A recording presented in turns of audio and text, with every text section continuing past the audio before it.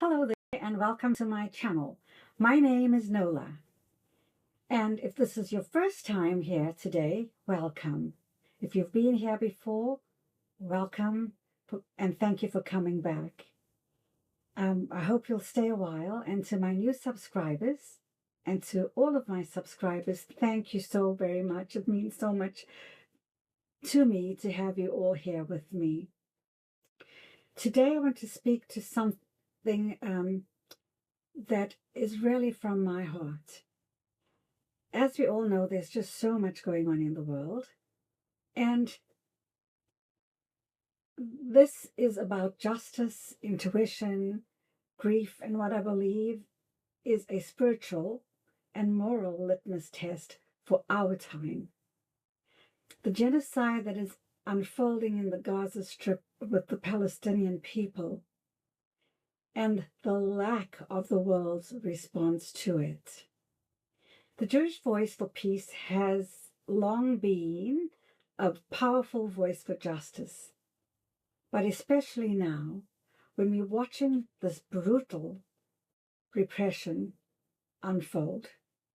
It's not only against the Palestinian people, but it's also against activists and students in the United States. It's a level of silencing that feels eerily familiar, like a modern day McCarthyism. Now, I could get into trouble for this, but so be it. But I just need to speak from my heart, because this has been weighing so heavily on me, as I'm certain it has been on many of you.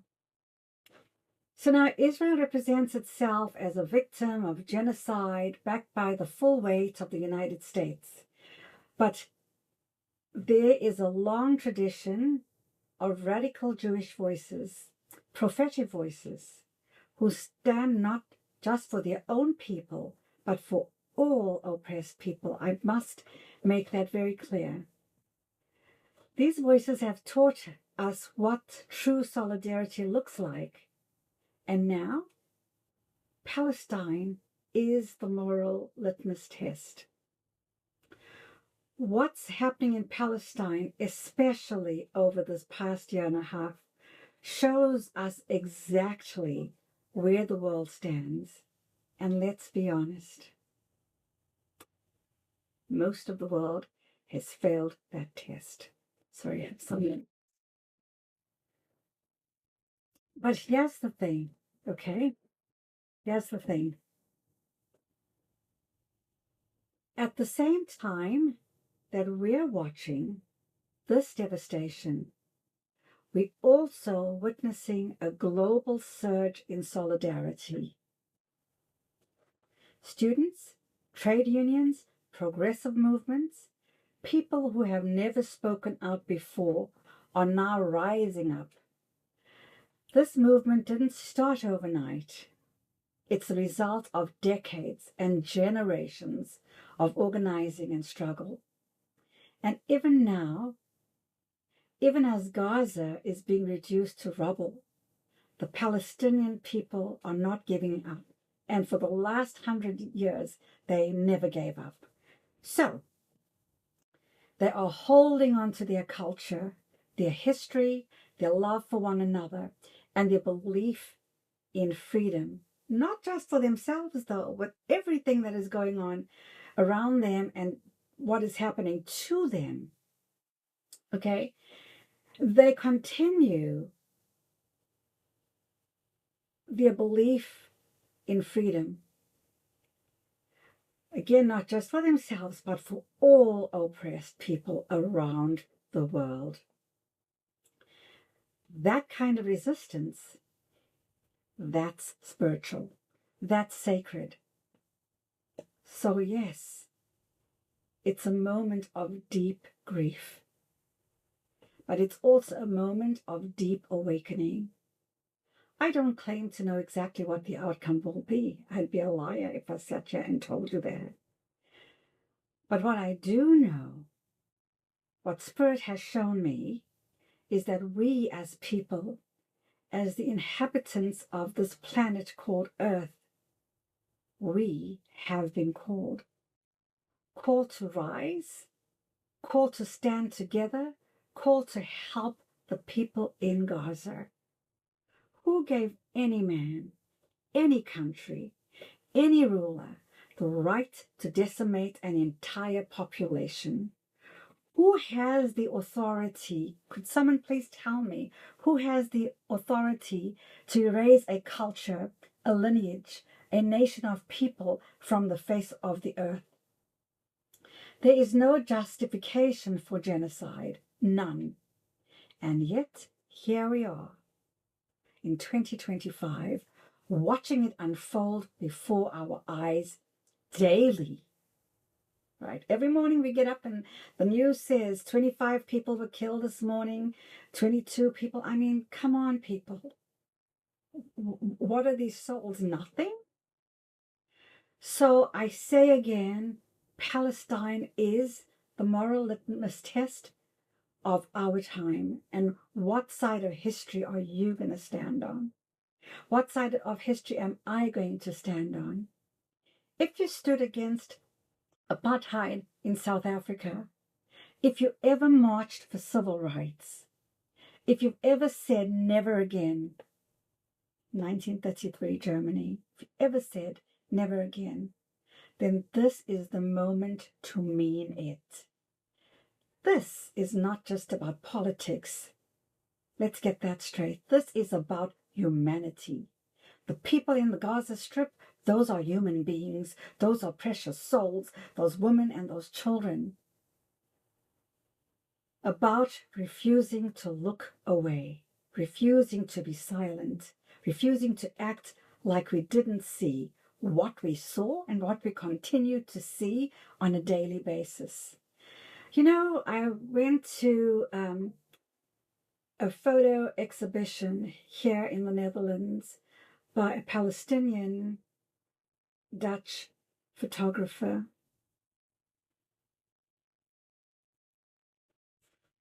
What I saw, I cannot unsee. And what we see daily on television, not that I watch TV all the time, because I'm telling you, I wouldn't leave my home. And we'd be sucked down into thinking that nobody does any good in this world, when there are a lot of people every day that continue to do the right thing. Even now, even as the bombs continue to fall, the Palestinian people are still extending their solidarity to others, those struggling in the Congo, okay, those rising up in Haiti, to indigenous communities defending their lands. They refuse to give up. And that refusal, that spirit, is exactly why they are still here. My God, the atrocities, the atrocities that we are seeing, and why we must stand with them. That's the message that I believe that Spirit wants me to deliver today. And because if we took religion out of what is happening in the Gaza Strip, what would we have? Really, people, what would we have? Beloved souls, what would we have? We'd be left with the raw truth. That's what we would have, right? Power, greed, control, and the attempted erasure of an entire people. Who gives any man the right? Let's also name what's happening beyond the borders. We're hearing reports of a $400 million private plane, allegedly. Remember everything I say on here about any person, any names that I may name, okay, is alleged. Okay, so allegedly being offered to Donald Trump by Qatar. If that's not a bribe dressed in velvet, could someone please tell me what is? Meanwhile, Netanyahu wants to draw the U.S. into Gaza, not with weapons first, but with humanitarian aid. By inviting American troops to distribute food, okay, he is trying to create another illusion of generosity. But I believe that this is a trap, and you don't need to be psychic or intuitive to see this. Common sense if you're a thinking person, right? This is a trap, a quiet move toward boots on the ground, American boots on the ground, and a manipulation cloaked in mercy. Okay, beloved, stay with me here, please. Spirit is warning us to pay attention. Now let's shift into what's been coming through spiritually, because I've been picking up on a lot, and I know that many of you have too. And in previous videos that I have recorded, previous messages that I've given from Spirit, some of those things have come to pass. Okay? If you go back, the receipts are there. Not me. Not me. Spirit. Natural disasters, unusual weather, a kind of trembling beneath the surface, like the earth herself is speaking.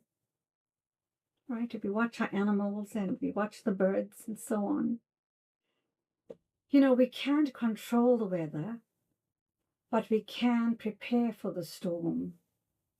If you're living along the U.S. East Coast, especially Florida, the Carolinas, Tennessee, please pay extra attention in the second half of this year.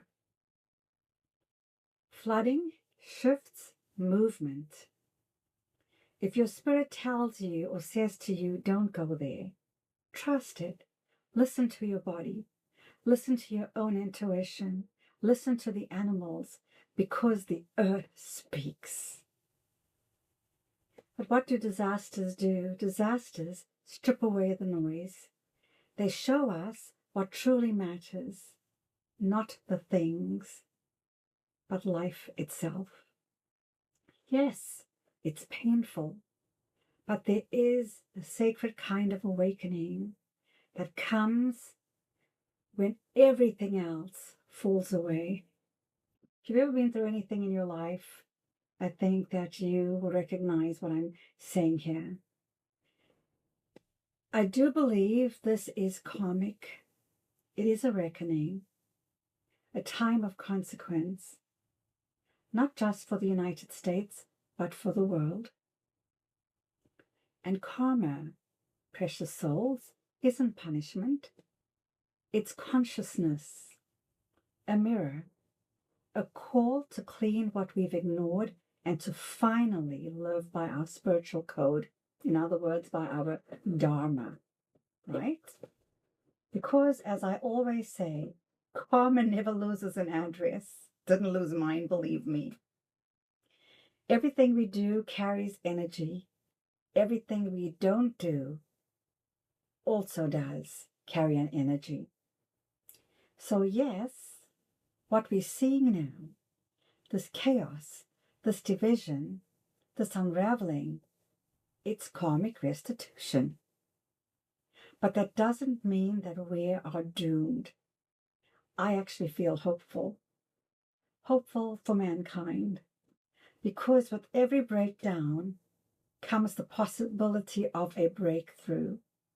You know, we like to say that even with endings, there comes new beginnings.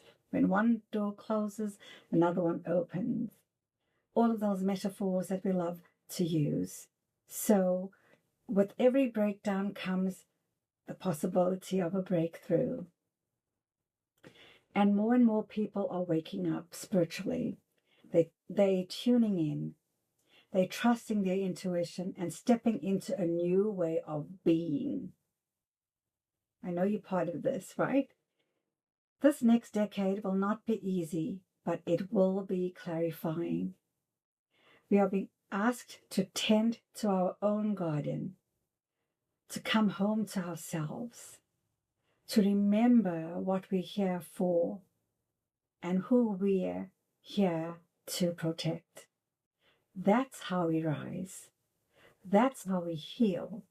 And that's how we move forward together. Before I close, Spirit wants me to make this clear.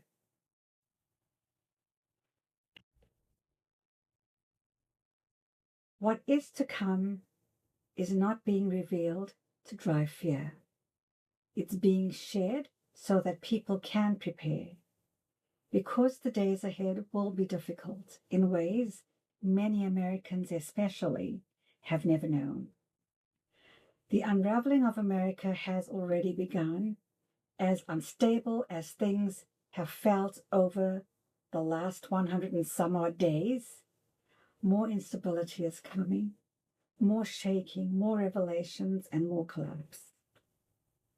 What the current administration looks like now will look nothing like what it becomes 4 to 6 months from now, is what Spirit has said. Okay, so please take this message and prepare yourself in the best way that you can. And if you found this helpful, would you please consider sharing, liking, and subscribing? It's free to do so, and you'll stay up to date with some of the messages that come through.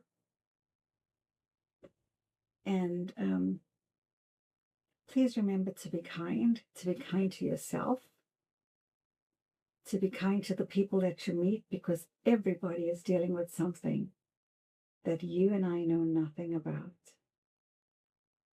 But let's not forget about the Palestinian people. Let's not abandon them. Let's continue to pray, to meditate, to do what we need to do.